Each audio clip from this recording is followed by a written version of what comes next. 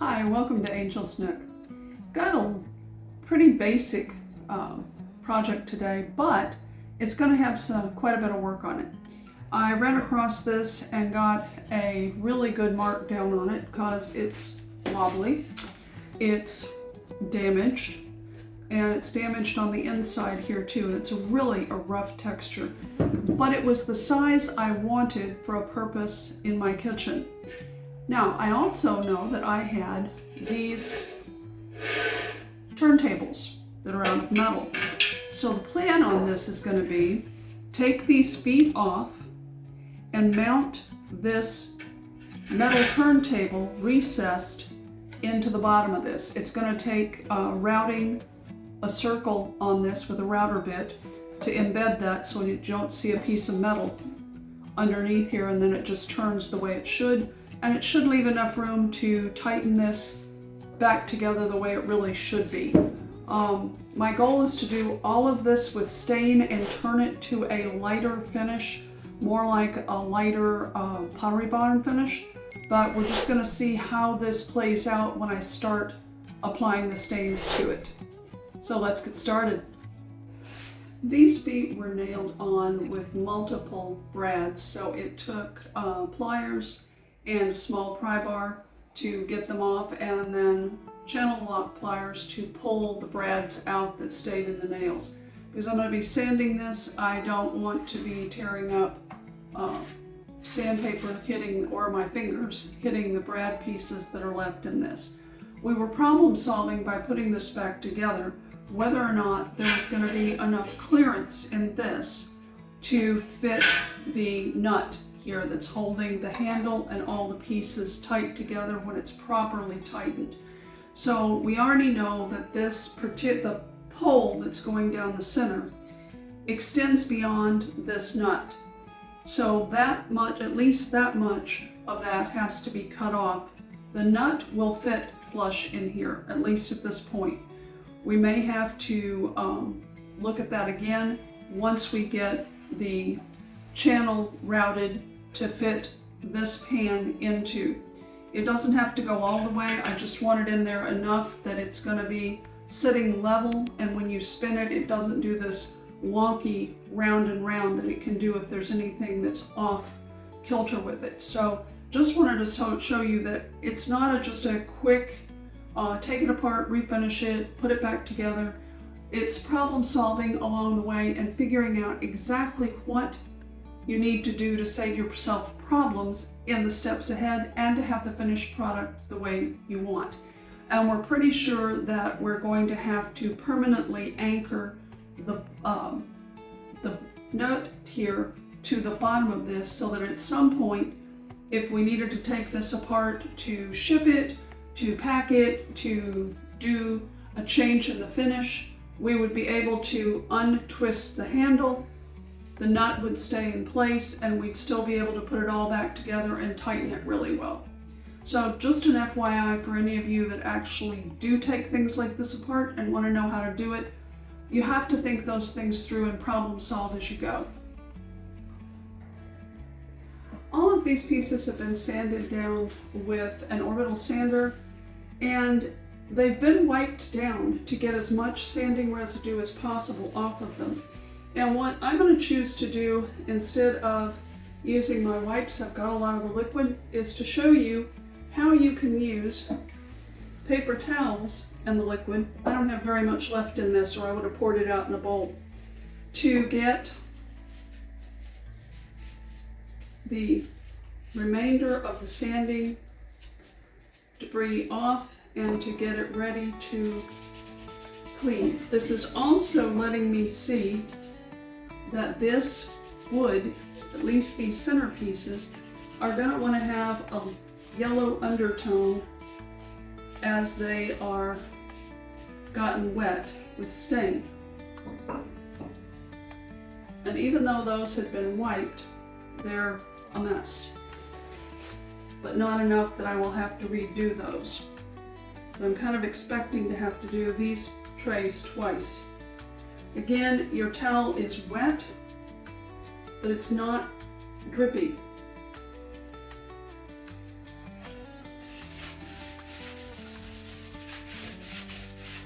And you can see it's definitely going to need a second wipe down. There are a couple more small places that I'm going to fill that aren't major, but they're sharp, and I don't like being gouged when I pick things up or turn things, or if I spin this for the Lazy Susan use of it. So I'm going to fill those. I'm going to use DAP plastic wood. On something that is this small, you can do that repair without a problem with the DAP plastic wood. If it were a really large piece or a really large chunk, then you would need to use the 2-part Wood-putty or something like Bondo. But I really love this product because it stains well. If you work with it, you can camouflage the spots. You don't want to just put direct stain on it to start with. It'll soak in and go solid color, but you'll be able to see when I start working on this how to get around that. So the first spots I'm going to get are in here. I'm not going to try to make this completely perfect. I'm going to leave extra Wood-putty because it sands easy, and that way I don't have to fill twice, hopefully.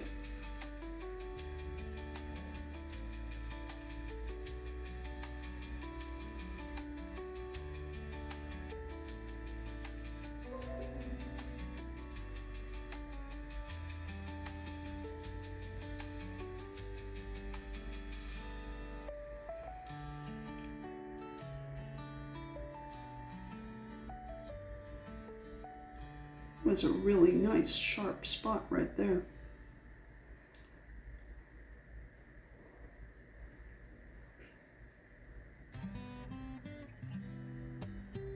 You have to change fingers or the putty will start adhering to itself and pulling out. Just have paper towels handy to wipe it off your fingers so you can keep working.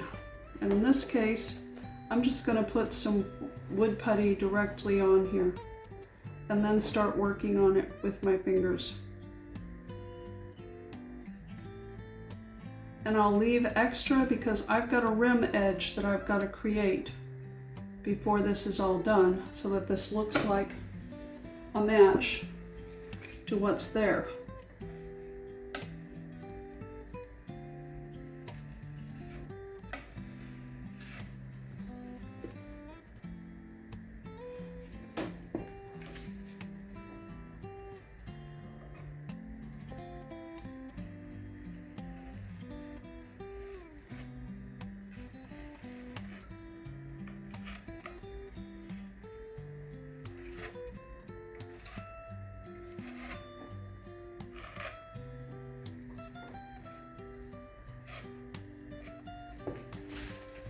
Same thing with the putty knife. Wipe it off with paper towels.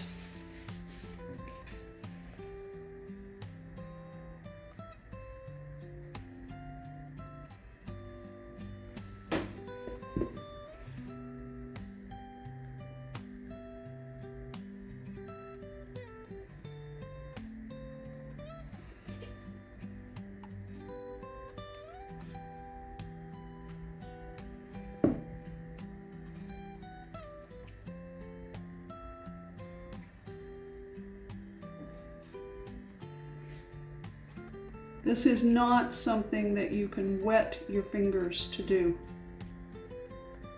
It just melts the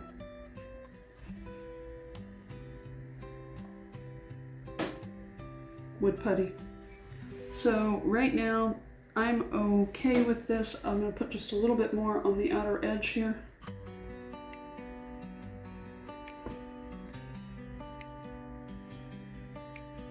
So I've got a little bit more to sand with to get that edge in there.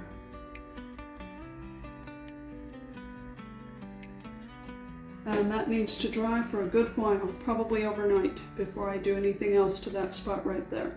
These small pieces over here would probably be good to go to sand in 2 or 3 hours with it as hot as it is in Florida right now. But we're going to let this sit and dry, and then we'll start working on extra steps of it, including routing out the bottom of it.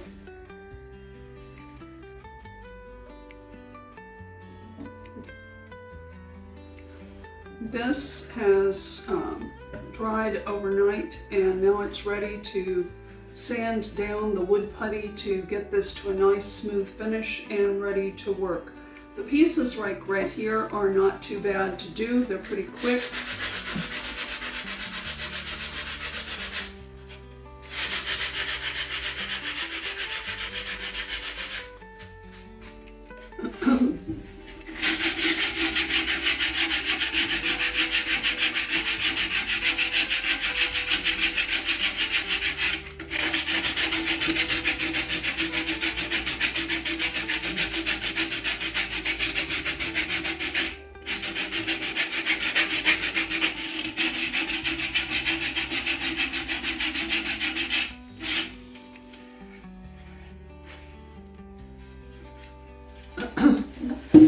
This one is a little trickier, and you have to pay attention to what you're doing, because this down here is inset from this top edge here, which is why I left extra up here.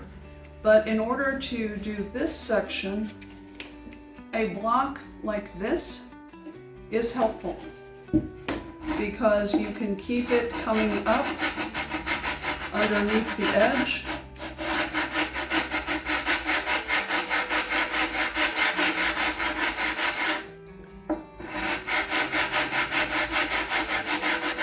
And I have a little bit rougher grade of sandpaper on this too, and it's checking to see where that edge is.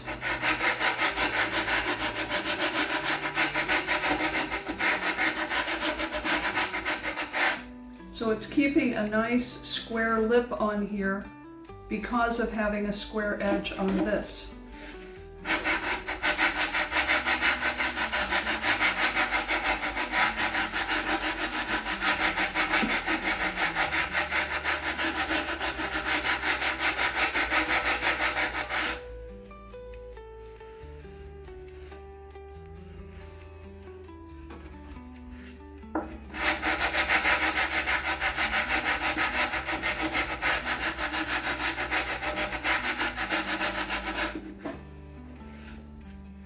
And now I'll go around this, going slower.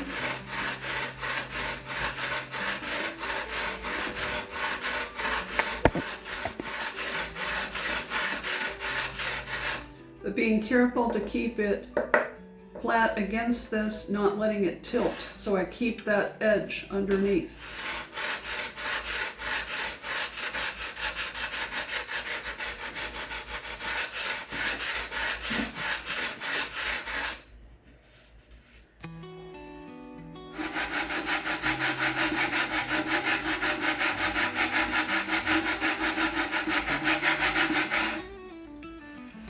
Going back and forth to make sure where you are.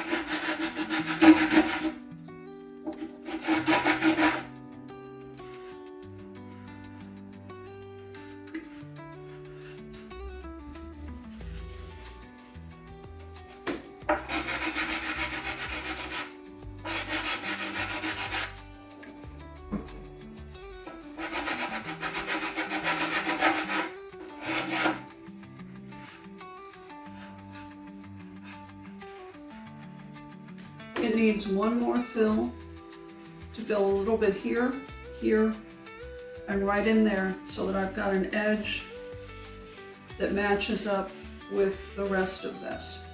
So I'll do that, let it dry, do the final sand on this, and wipe this down, and then it'll be ready to stain.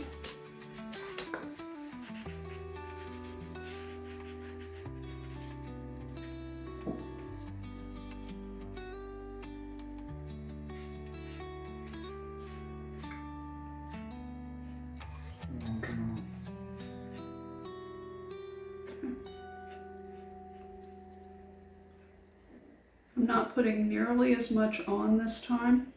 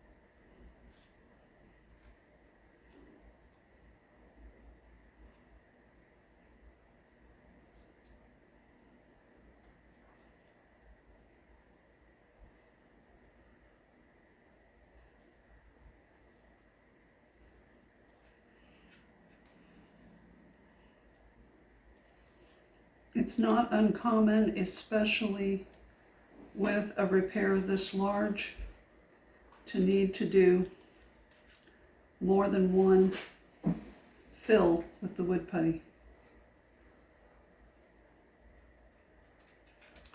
So we'll let that dry.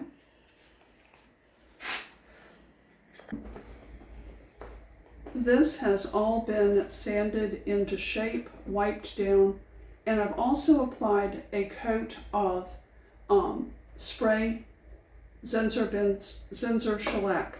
The spray shellac seals in the wood putty and keeps the wood putty from going solid with the stain, and it also keeps it from dissolving because it can. I'm going to be using toasted oak and tobacco. I'm going to be layering and blending them. The first thing I'm going to do though is use a chip brush and put just a tiny amount of the tobacco over these areas that are light with the putty, so that I don't just get a solid area of color when I start putting on the toasted oak, and it won't take very much at all. And this is a dry plate that I have used before, and I don't try to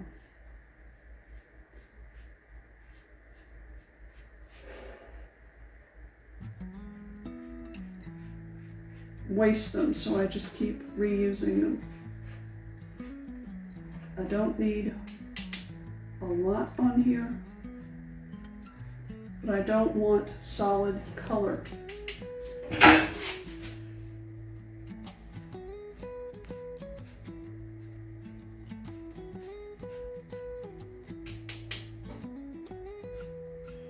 Hopefully you can see that's making a striated line because of the bristles on the chip brush. And it won't take that very long to dry because it is so thin. I'm going to brush out this so I can use it in a few minutes, but I don't want to take the time to clean it, and I don't want it to dry thick with stain. So I'm just going to use a paper towel and leave that as is. While this is drying, I'm going to do this tray, which is a little tighter corners on it. The grain is going straight across here, so I want to lay my stain on there. These are all different directions because they used pieces of wood. I am going to ignore that on this edge, and I'm going to go straight around it, and I'm going to go straight around this edge for the same reason. I just found a nail that needs to be clipped out of there. So we're going to cut for just a second and clip that out so I don't get hurt on this. I'm going to set this out of my way. And start on this one, which I'm going to make use of the tray under it, even though it's not been put on there yet, because it's going to help me out with this.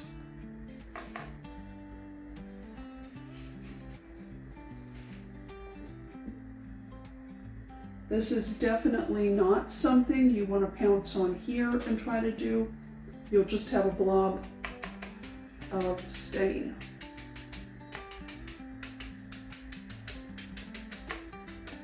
And I got more on there than I wanted, so that's why I'm doing more pouncing. The grain's running this way.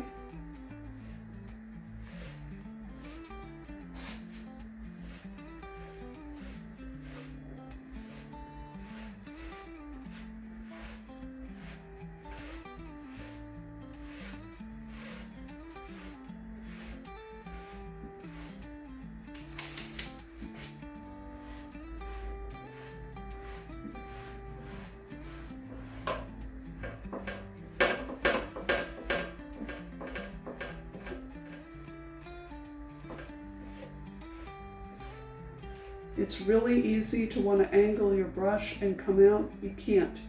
You've got to stay with the grain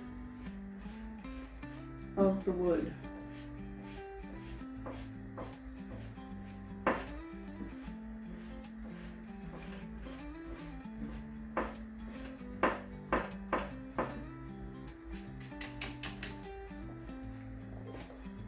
And if you notice, I'm not starting at the edge.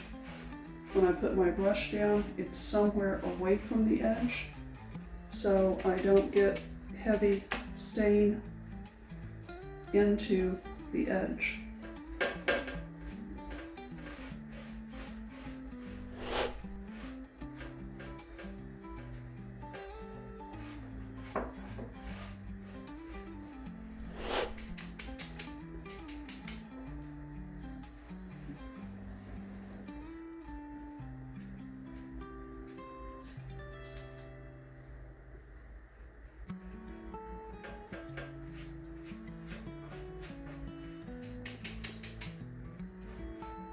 I started closer to the edge on that one because I knew how dry my brush was.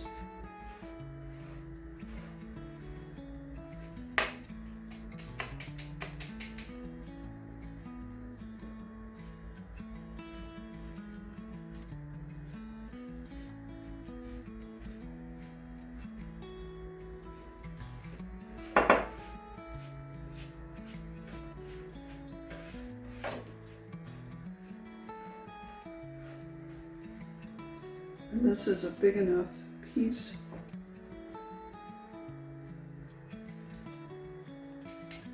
Watch for bristles, they do happen. But the chip brush is still your friend with this. And I'm going to go ahead and do this center portion so I've got more ability to blend than if I go around and do the whole side of it.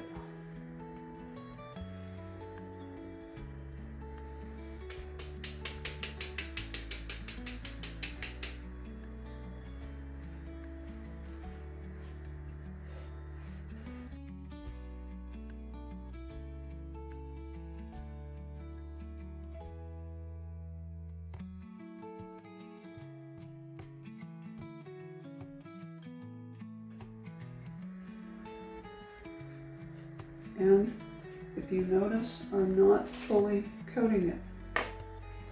Again, I'm going to use that brush that I blended with before.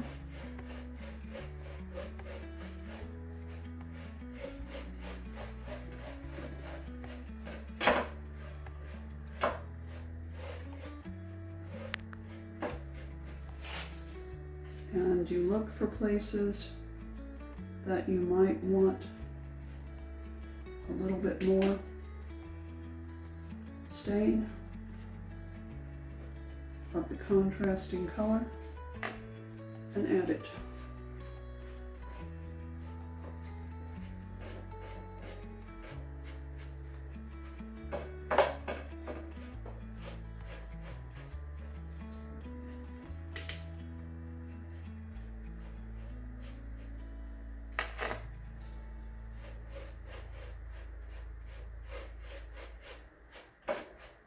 And that's just basically looking at what you want it to look like. I've got darker areas on here and I'm fine with that. That's where it bled through. The color is coming through from the bottom and I'm fine with that.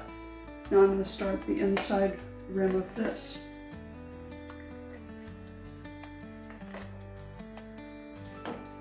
I'll use the smaller one to get to that.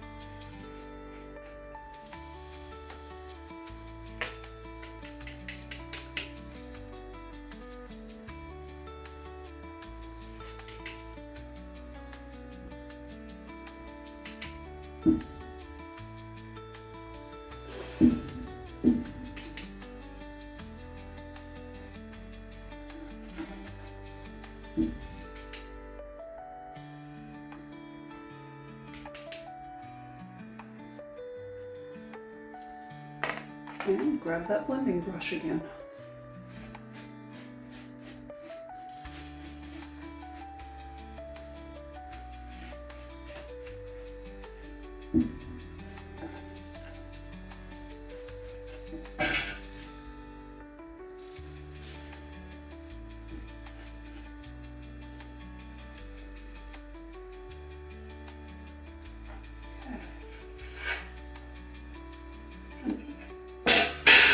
Not going to help me, so I'm going to go back to the way I did the other one.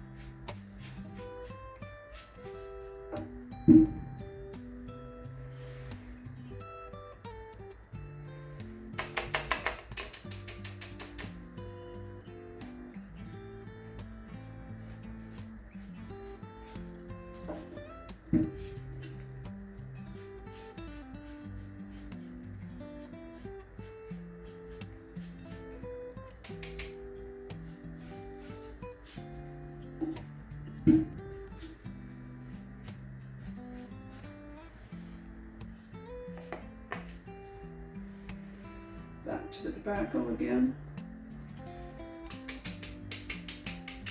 With the small brush.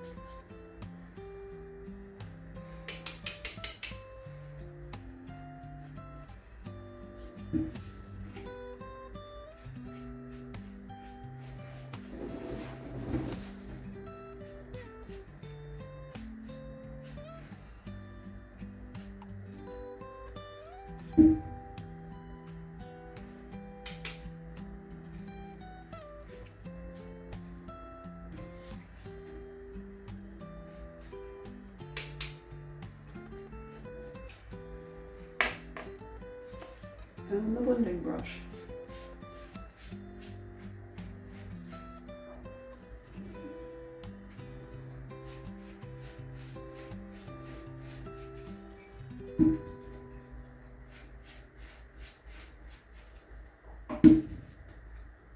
And no, mixing these two together will not create this effect.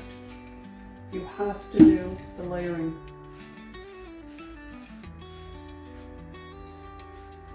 So now back to the toasted oak for the top edge here.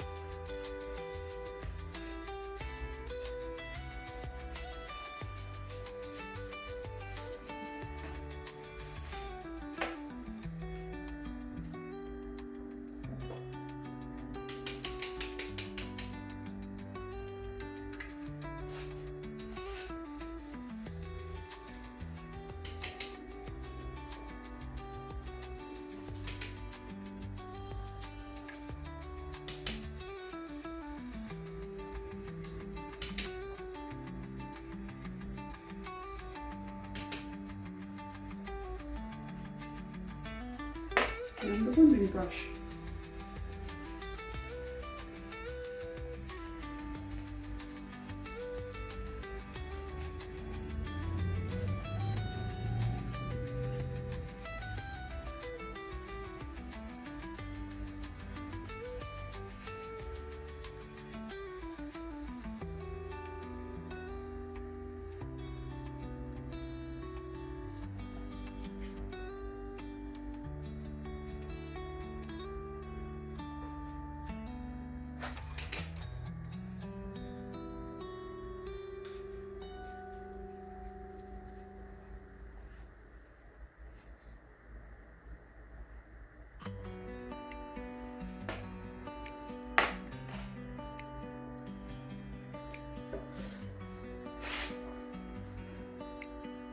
I didn't make any finger marks, so that's good.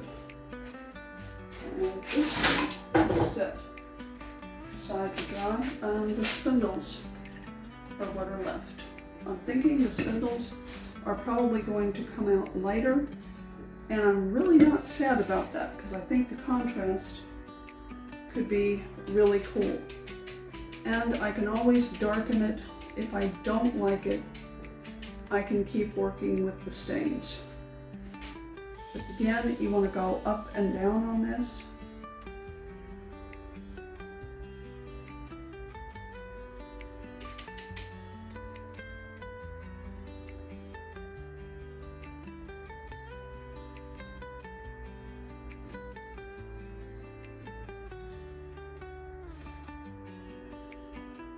Just like on the tray pieces themselves, I'm not looking for full coverage, and I have washers underneath these so that I don't hit a spot where I get too much stain where I don't want it.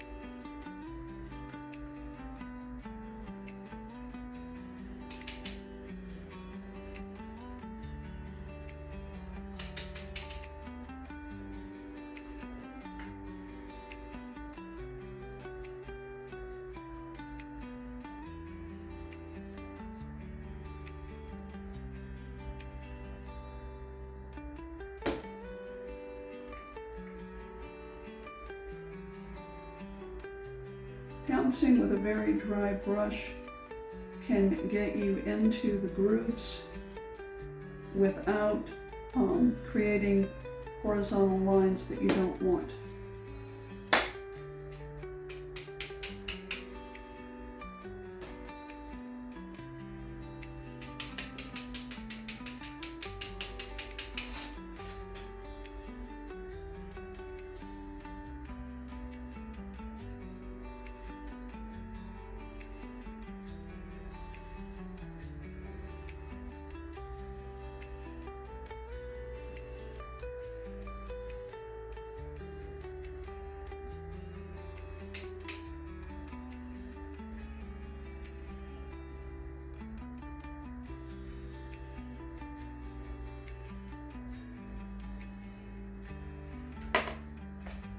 Blending brush.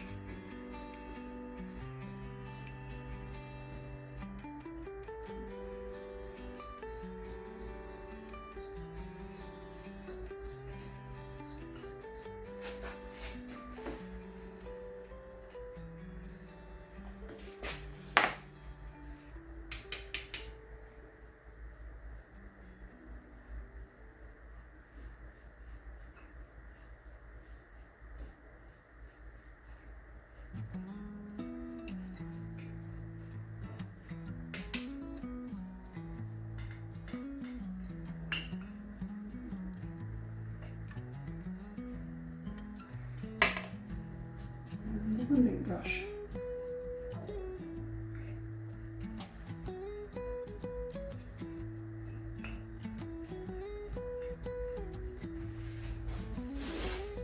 And those are ready to dry and look at after they're finished.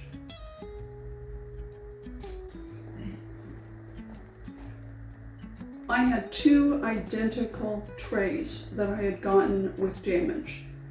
Both were sanded, they were both from the same vendor, nothing different about them, but this one sanded down pretty much to mostly raw wood with very little staining in it. But you can see the difference. Exactly the same steps were done on this tray as was done on this one. I'm going to come back to this one now and show you how to bring out some more light in this, dry brushing both toasted oak and tobacco with a very light blending. But that's how much different stain can look. The stain is not a different color. It's the base that it was put over that makes the difference.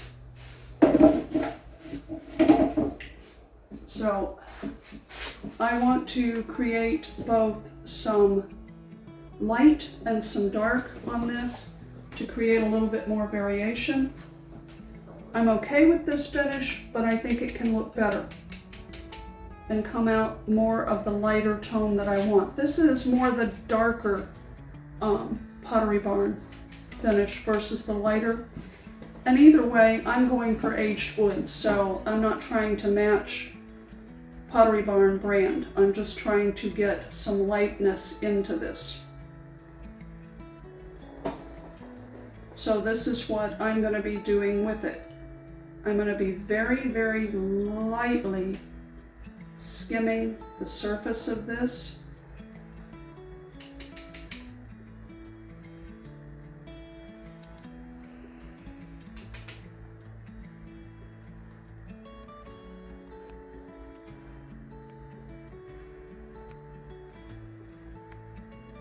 And you should be able to see it's a little easier to do these striation lines when you already have some finish on there.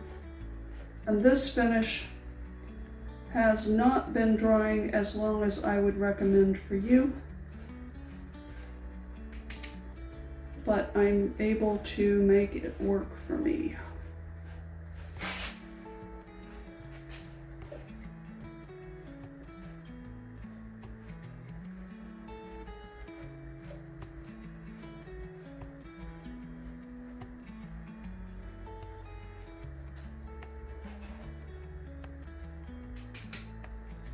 A little bit more over here and here to kind of blend out some of that darkness. And now I'm going to bring in very few dark highlights into this with the tobacco.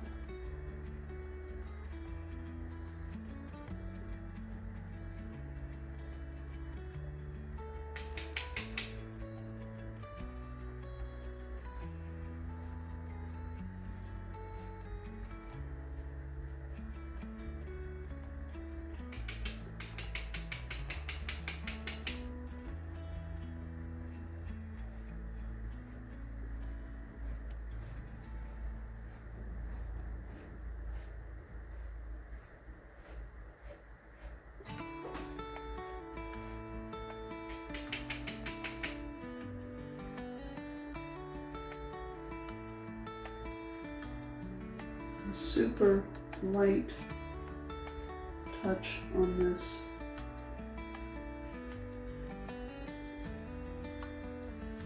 And now I'm going to do an even lighter touch to blend out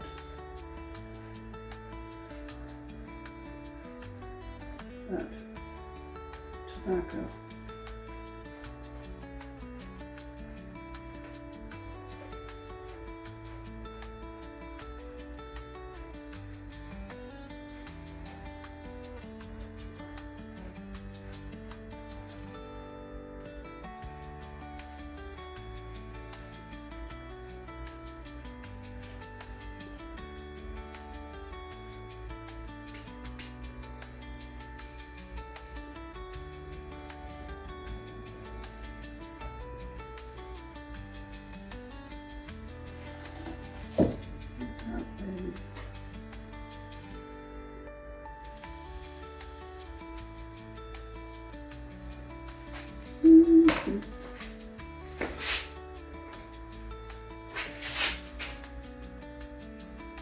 There we go.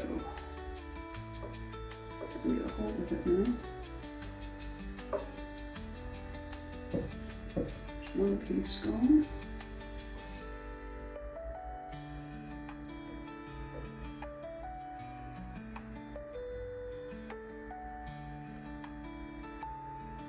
Now the other piece gone. Okay. Oops. I needed the blending brush to smooth out the bubble that was there. Now I need to see it. It needs just a touch of tobacco right in here.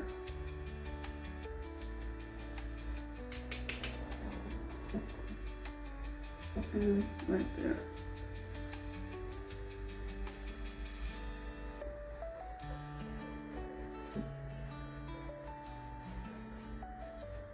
If you have a bunch of stain on your brush, you cannot do this kind of blending. But I'm going to do this to the top smaller shelf exactly the same way, and I'm going to come around the top edge of this just a little bit too, just to give it a little bit more delineation. The sides are pretty much okay.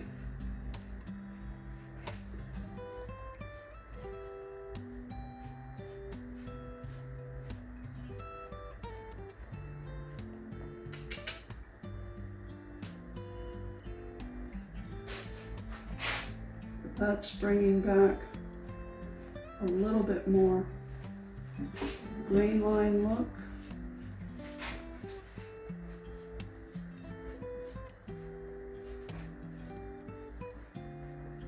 And I'm being careful not to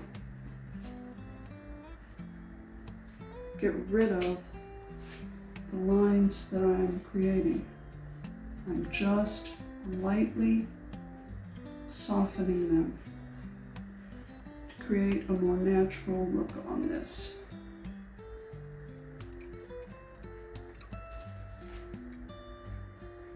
There was a little bit that got underneath the edge there, so I'm going in to smooth it and checking all the way around.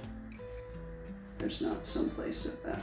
Alrighty, now this is ready to dry and put together once it's finished drying.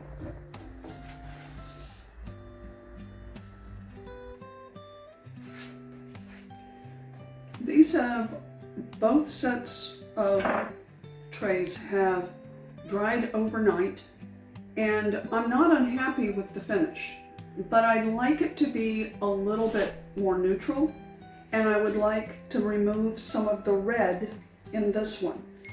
This is what happens with stains. This is why it's so important to test a stain on a not obvious spot, or have mineral spirits handy and wipe it right back off. Now you can't do that with raw wood, but if you're applying stain over a previous finish, you can use mineral spirits to take it right back off, and you're not damaging the original finish, because it's going to look different depending on what's underneath.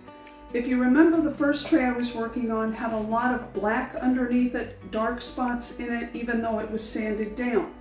So the stain took differently, even with the layering over that. This one was much more light when it was sanded down, but the original wood itself has projected some red through this. Even though it looked white when we started, the wood takes and responds to stain differently. So now I'm going to show you what you can do using a glaze over these to change the tonality. They would work the way they are, but I think it's a good opportunity to show you how things change and to create a color that is more cohesive for the purposes I have for these. So I'm going to start with toasted oak. I'm going to use toasted oak over this as a glaze to lighten it more, and you'll be able to see the difference in the tonality as I work. I've used old plastic storage containers that I'm not using anymore. I can wash them out, but it works really well. And for this purpose, I am going to use a project or stain brush, because I want a really, pardon me, I want a really smooth finish on this. I have about 1.5 teaspoons of stain in here, and I'm going to add the same amount of mineral spirits to it. I eyeball it from lots of years of doing it and from cooking. So my advice to you would be, use a spoon to measure until you get used to it, because it's really easy to get too much mineral spirits, but you also don't want too little.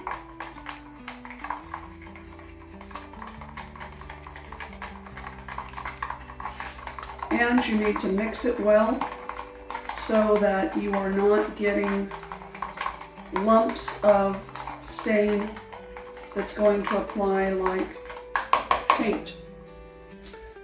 And I was not as prepared as I should have been.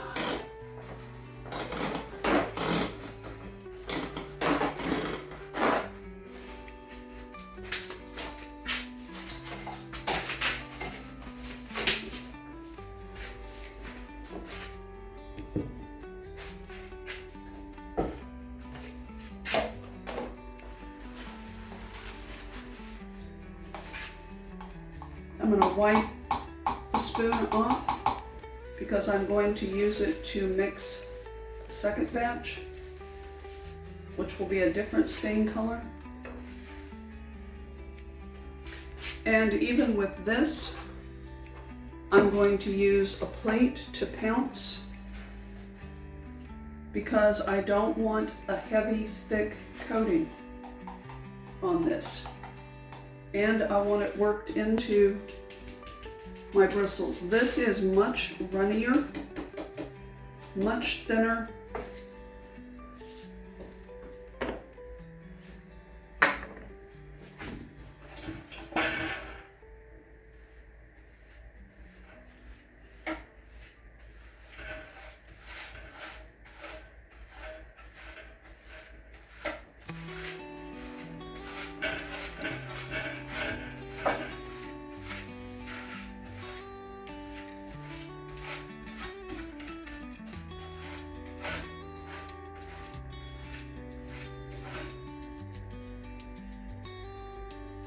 Actually, I'm just going to grab off of the plate.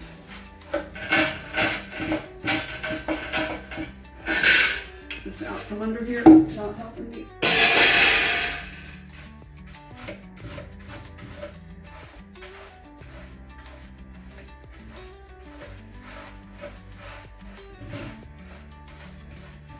Because this is dry, I can work hard with the brush to lift back some of the stain.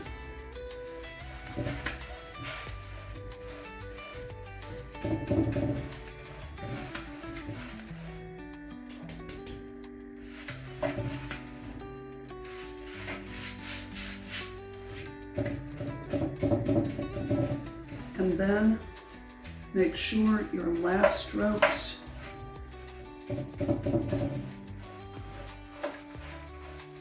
are very, very straight.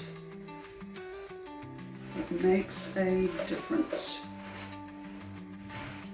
And as I keep working it, you can see more of the dark coming through.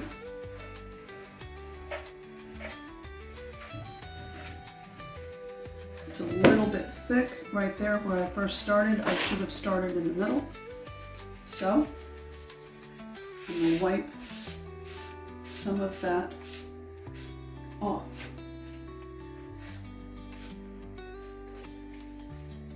And then go back in with my brush to even it.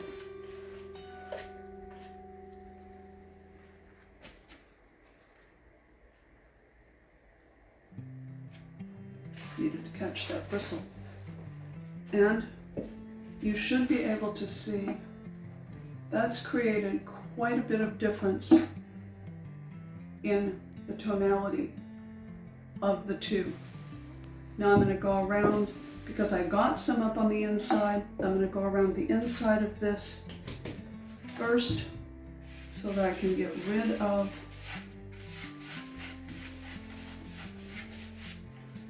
any areas that aren't going the direction I need them to. Like right here, I'm just grabbing the stain that got up on there. And a little bit more right there just to reactivate that. Sorry, this is really hard for me to see and show you without messing this up. And up here on the top here, I'm not ready to do that edge yet, so I'm going to rub that off. I'm going to dip again, just to get a little bit. I actually probably could have used only a teaspoon on this.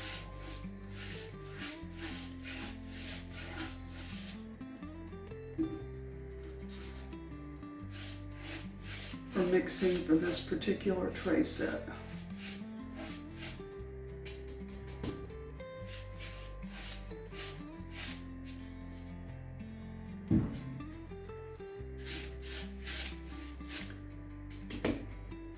By using it thin with mineral spirits,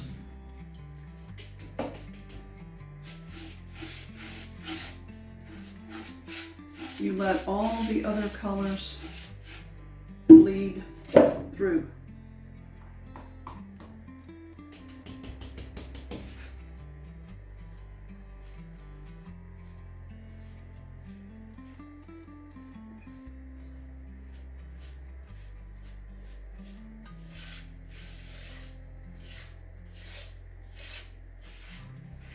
And by applying some of the stain in different spots, before I started moving this to blend it,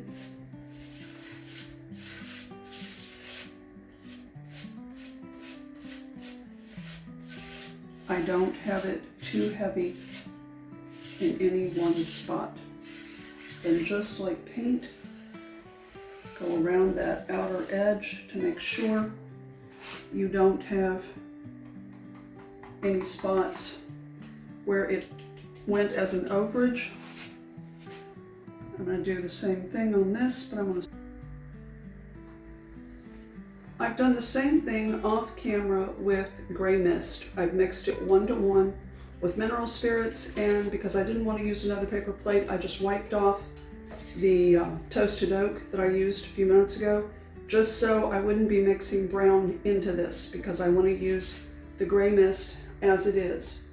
And again, it's going to change the tonality of this a lot, which this one's probably going to be a lot easier to see.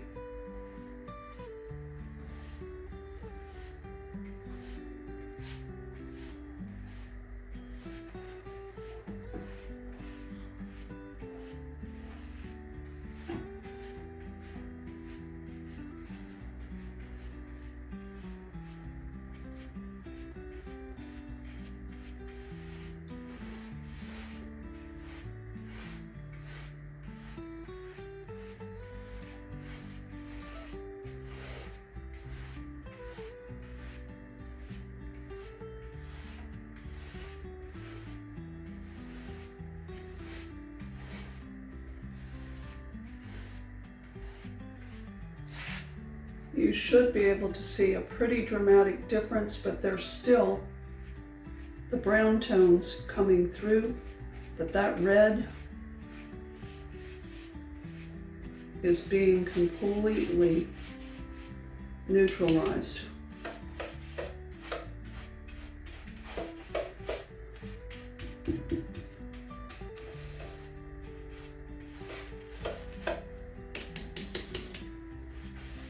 Starting in the middle, then going to the edges, so you don't have heavy marks at the edges. And as this dries, more of the brown will come through, but you'll have lost all of the red that this is trying to pull.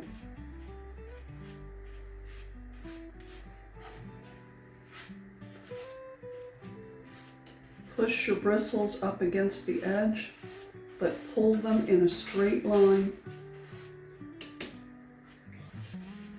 following the grain line of this.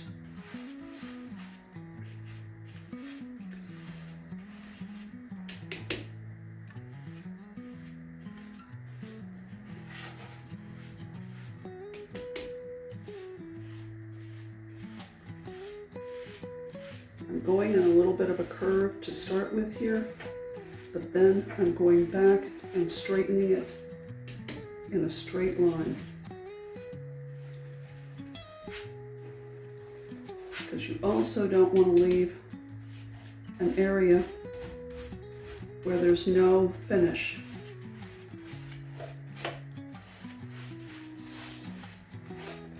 Because there's extra work time, I can keep working my brush over this to bring out as much of that lower as I want.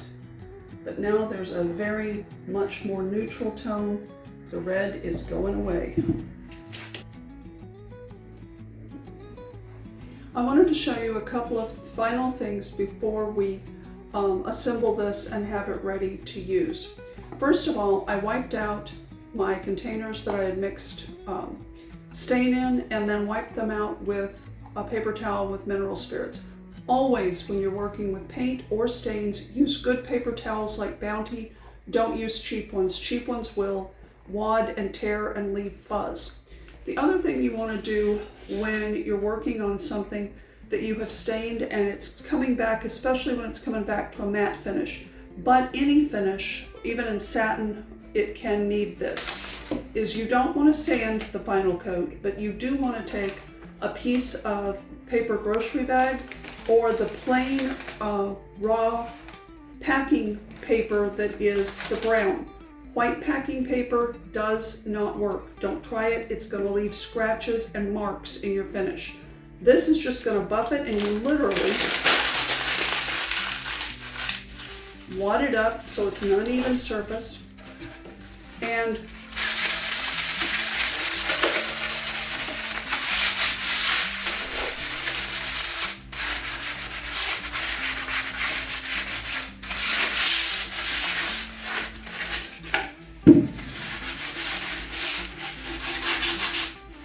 It's a firm pressure.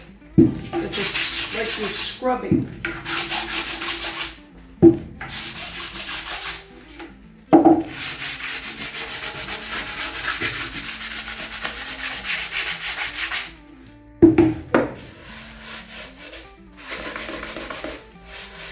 And now it's nice and smooth as opposed to this one, which I can still feel a little bit of furriness or roughness. And you don't have to worry as much about which direction you're going because you're not going to mar the surface. But you are going to mark down those nubs.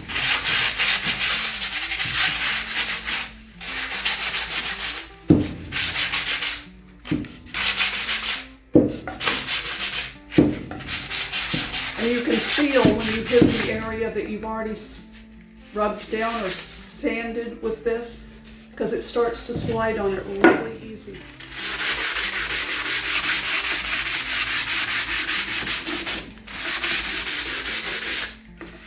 Super smooth. The same thing will be done for the posts. And this is now ready. No wipe down has to be done on it. You've left no residue. You have just buffed with that paper any of your surface. So now it's ready to glue the tray in and assemble this. These were handmade, so they're never going to be completely level, these pieces and this. But I wanted you to look at have a close-up of the bottom edge of this to see, you can't see the damage that was on there, the chunk that was gone. It's not showing. I'm going to back it up and actually show you where it was. This whole chunk here was off of here. But it's blended in now. No one else, unless it was pointed out to them, and even then, they'd have a hard time seeing that there was anything ever done to repair this. On the camera, you're probably not going to see very much difference between these things. And in some ways, that's really good, because if you had multiple pieces of furniture in a room that you were trying to match up, by doing what I've done with these two trays, you would see that there's a way to make them all match together in a room, and unless they're right against each other being compared, you're not going to see a difference. This one here in person has a bit more brown to it, a bit more warmth. This one goes a tiny bit more toward gray. Either one of these are going to work in my kitchen with the weathered barnwood that I have that was outdoors for over 100 years on barns. These are going to blend in really well. They don't need a finished top coat. They're ready to use, they're safe to put food on, and so now I know these are pieces that are going to hold up. I like the look a lot better. It may not look a ton bit different to you from where we started, but in person it's a dramatic change. The biggest thing I want you to realize is if you're using paint or you're using stain, but especially these stains, if a color doesn't come out the way you expected, it's not a wash. It's not a, oh my gosh, my project is ruined. You just have to experiment a little bit to see what colors will tone it down. Your redder stains will bring a gray wood back up to a warmer tone. Your gray stains will help to cool down the red of a wood that's pulling red. So it depends on the color you're looking to create. I wanted a very neutral, weathered look, and I've got it in both of these. But it took that extra step of glazing each of them with a different color. This one was glazed with toasted oak, 1-to-1 with mineral spirits. This one was glazed 1-to-1 mineral spirits and gray mist to pull the red that you could so clearly see in this before. Now they're pieces that could be in the same room if you needed them to be. I can't imagine necessarily why I would need two of these. But it could also work on a buffet table and they would look like they were a matching set. But especially being able to get the tone that you want. That's why if you're staining cabinets, work on the back of a door. See what layers of stain you need. Maybe one layer of stain is all you want. It refreshes it, it changes the tone. But if it doesn't, just apply the stains in the same steps each time and you're going to match it up. Thanks for joining us. Please take the time to hit subscribe and that notification bell because it certainly helps us. See you next time.